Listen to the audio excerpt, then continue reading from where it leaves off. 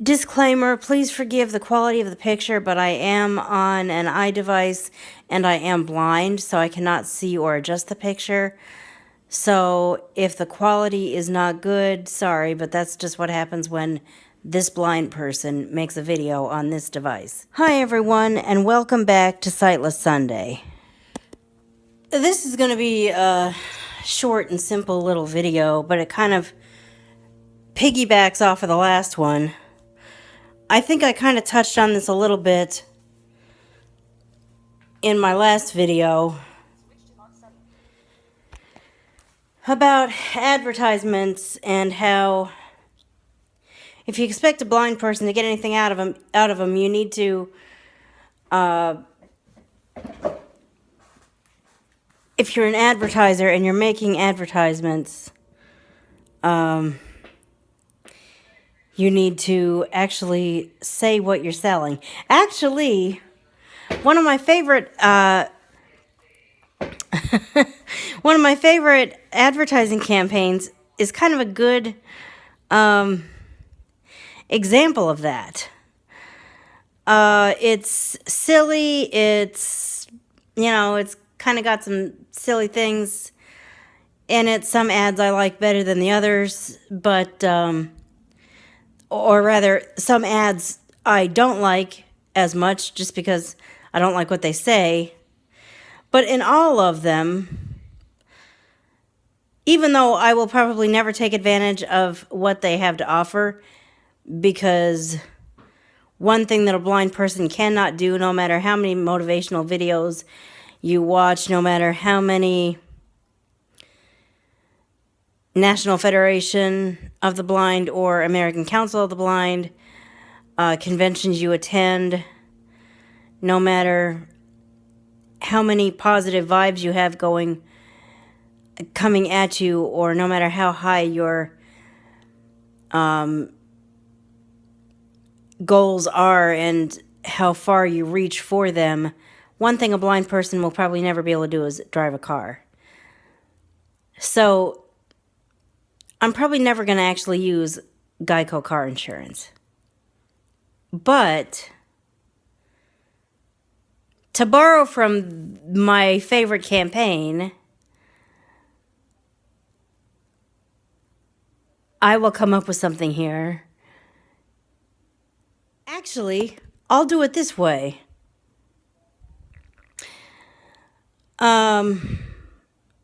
Here's what the Geico ads, some of them anyway, do. Here's what my favorite campaign of Geico ads does. If you're a charity who's making an advertisement reaching out to blind people, you read your phone number out loud. It's what you do. If you want to save 15% or more on car insurance, you switch to Geico. It's what you do. See, if you want a blind person to understand what it is you're advertising, you speak about it out loud. It's what you do. It's what they do. Good job, Geico. Unfortunately, not all... Are you finished? Not all advertisers do that. Some just plain don't say out loud what their advertisement is for. For example, the one that just has singing and that's all there is. And it's one thing if the lyrics actually says something in their song about what it is that they're trying to sell. But if it doesn't, if the lyrics are just about a hug being the best expression of love of all or whatever, I don't have an actual copy of that commercial, and even if I did, I wouldn't put it on here until I was certain that I could do that and get away with it and not be hit with a copyright strike, because I really, when it's something you don't know about, it's better to not play with it than to play with it and say, I got away with it, if you weren't supposed to. But I digress. The point is, singing to me about how precious a hug is. I mean, don't get me wrong, I hear you. But what are you trying to sell me? Are you trying to sell me a company where you can actually walk in and get a hug? Somehow I doubt that, but I have no idea what that ad was for. That was last week's video, basically. And this week's video kind of piggybacks on that. As I said before, if you're a charity trying to reach out to everyone, including those who can't see the screen, you read your phone number out loud. It's what you do. Thank you, Geico, for a cool advertising campaign, and good job saying that even through the It's What You Do campaign, you're selling Geico. You want people to switch to Geico, and that's you're encouraging them to do that with your words. Spoken words, not just something on the screen. I was talking to my friend about these advertisers, these charity advertisers that have their he gets mad because he hears, or maybe not mad, but annoyed. He gets tired of hearing just 63 cents a day can bring health, happiness, and hope. Call now. He gets mad about the call now. He's thinking, what if I don't call now? You know, if I could call tomorrow and the world would still turn. Well, to their call now, my friend says, and what if I don't call now? To the call now, I say, well, I'm going to call never if you don't give me a phone number that's actually spoken in words. Of course, I might call never anyway because, I know it's not a very big amount of money, but I'm kind of one of these people that would rather not make commitments than make them and then not keep them, which is why I've been trying to stick to YouTube even during those days that I really am not in the mood to put a video up. And unfortunately, even now, it's going to be Monday by the time you see the Sightless Sunday, because it's 12:05 a.m. and 46. Let's face it, it's after midnight on Monday now. But anyway, we'll still call this Sightless Sunday. I'm not going to postpone this till next week. Yeah, if you want me to call, not just me, if you want people who cannot read the screen to call, please read your number out loud or have a voice speaking your number out loud. Just because we're blind doesn't mean our heart doesn't break when we think about animals that are being neglected or abused or left to die in horrible conditions. Just because we're blind doesn't necessarily mean our heart doesn't split in two when we hear these noises of babies crying, You're trying to reach out. The idea that you're trying to articulate, obviously, is this is devastating. We can't just sit back and let this happen.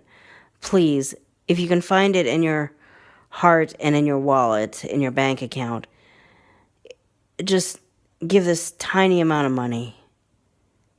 And you don't know what kind of difference it'll make. Well, that pitch may be successful, but that immediately followed by call now, the phone number's on your screen. That does not reach anyone who cannot see the screen. I mean, that's where if any charitable advertisers are watching, that's where you lose us. Because if all you say is call now, here's what you can get in return, call now, you're breathing the life back into this horribly underprivileged country, or you're giving this poor little baby dog or cat a chance at life, a second chance at life, because their current chance is not a chance. They're not going to make it without you. Call now. If that is not followed by a voice reading out the phone number, or if you don't include the phone number being spoken in your pitch, you might get plenty of calls, but maybe not as many as you would get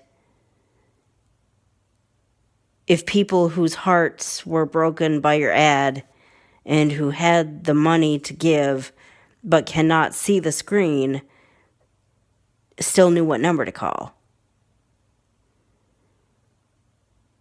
And the only way we have to know what the number is to hope that next time it plays, there's a sighted person in the room that can read us the number, which those of us who are living independently or just would not like to have to ask a sighted person for everything that might come up, would prefer not to do.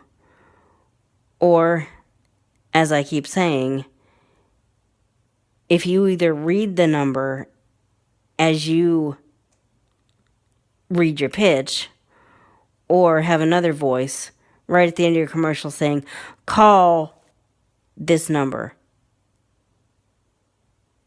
Even once is better than zero, but, twice or three times is better than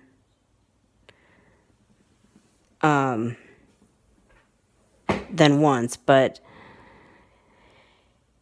having zero recitation of the phone number and the phone number just flashing on the screen is counterproductive for people who are blind.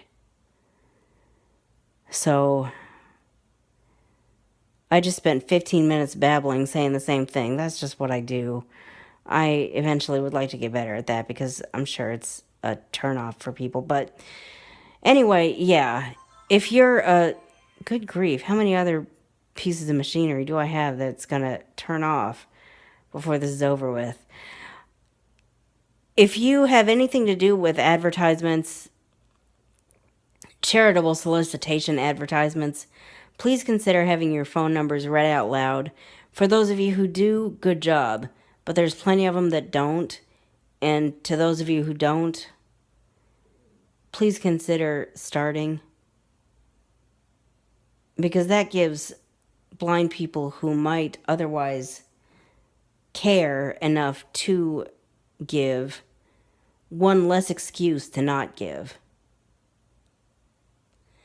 So, with that said, I hope you have liked what you've seen, and if so, I hope you'll like and subscribe, and I'll see you in the next video. Bye.